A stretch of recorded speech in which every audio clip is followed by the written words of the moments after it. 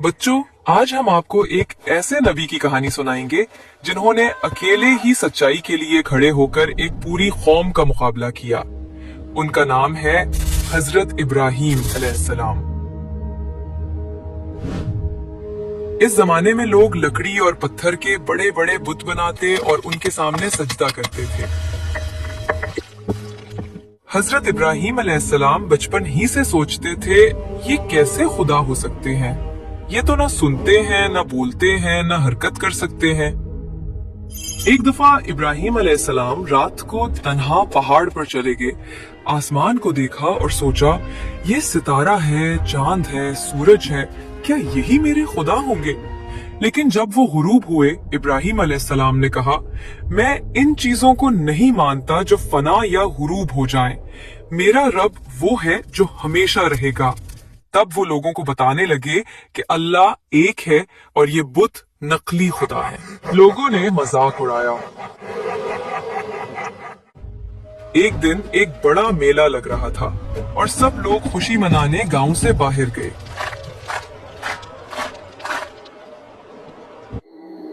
हजरत इब्राहीम अलैहिस्सलाम अकेले बुतखाना में दाखिल हुए।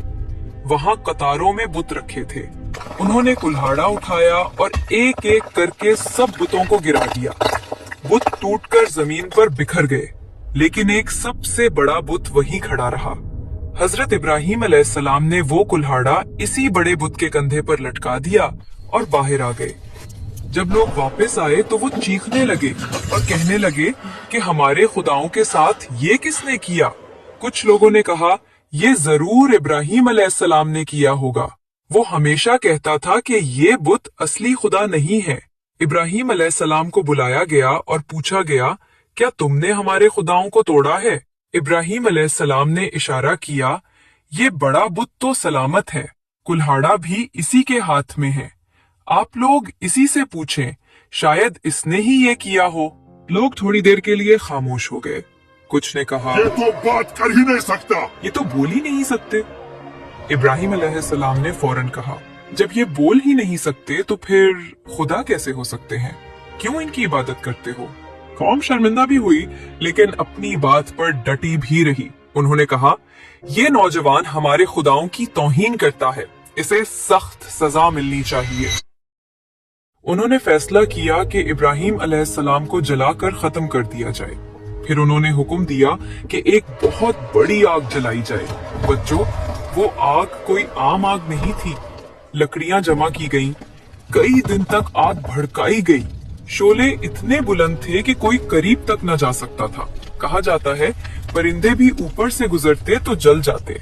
जब आग दहक उठी तो लोगों ने सोचा कि इब्राहीम अलैहिस्सलाम को हाथ से फेंकना मुमकिन नहीं। उन्होंने एक बड़ी मंजनीक बनाई, पत्थर फेंकने वाली मशीन की तरह, ताकि इब्राहीम अलैहिस्सलाम को दूर से आग के बीच में फेंका जा सके। इब्राहीम अलैहिस्सलाम को बांधकर इस मंजनीक पर बिठाया गया। वो दिल ही दिल में अपने रब को याद करते रहे। फिर अचानक मंजनीक चली और इब्राहीम अलैहिस्सलाम हवा में उड़ते हुए आग की तरफ जाने लगे।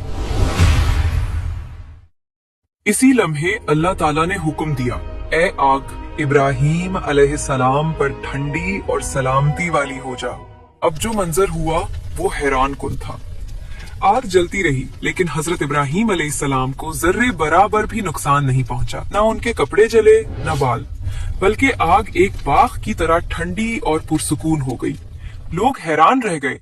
वो सोच भी नहीं सकते थे कि कोई इंसान इतनी बड़ी आग में जिंदा बच सकता है। अल्लाह ने अपने नबी को बचा लिया और सब पर जाहिर कर दिया कि वही एक सच्चा रब है। बच्चों, ये दोनों वाकयात हमें क्या सिखाते हैं कि अगर आपके खिलाफ पूरी दुनिया भी खड़े हो और आप हक पर हैं, तो अल्लाह आपका मुहाफिज है। हजरत इब्राहीम अलैहिस्सलाम ने कभी झूठा खुदा नहीं माना और हमेशा अल्लाह की इबादत की। इसीलिए अल्लाह ने उन्हें खलीलुल्लाह यानी अपना खास दोस्त बनाया।